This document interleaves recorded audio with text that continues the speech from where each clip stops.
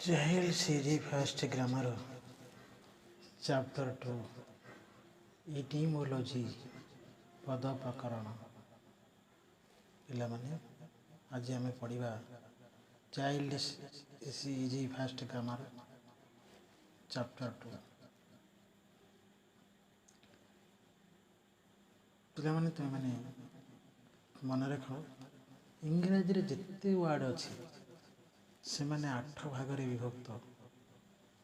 ପ୍ରତ୍ୟେକ ବିଭାଗ ଓ ଶ୍ରେଣୀକୁ ପାର୍ଟ ଅଫ୍ ସ୍ପିଚ୍ କହନ୍ତି। ସେହି ପାର୍ଟ ଅଫ୍ ସ୍ପିଚ୍ ଗୁଡ଼ିକ ହେଲା ଯଥା 1 ନମ୍ବରରେ ନାଉନ୍, ଓଡ଼ିଆରେ ଯାହାକୁ କୁହନ୍ତି ବିଶେଷ୍ୟ। 2 ନମ୍ବରରେ ଆଡଜେକ୍ଟିଭ୍, ଓଡ଼ିଆରେ ଯାହାକୁ କୁହନ୍ତି ବିଶେଷଣ। 3 ନମ୍ବରରେ ପ୍ରୋନାଉନ୍, ଓଡ଼ିଆରେ ଯାହାକୁ କୁହନ୍ତି ସର୍ବନାମ।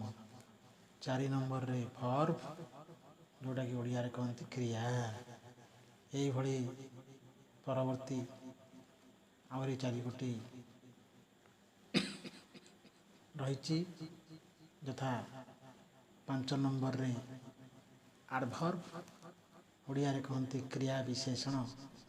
6 ନମ୍ବରରେ ପ୍ରିପୋଜିସନ୍, ଓଡ଼ିଆରେ କୁହନ୍ତି ସମ୍ବୋଧ ସୂଚକ ଅବୟବ ପଦ।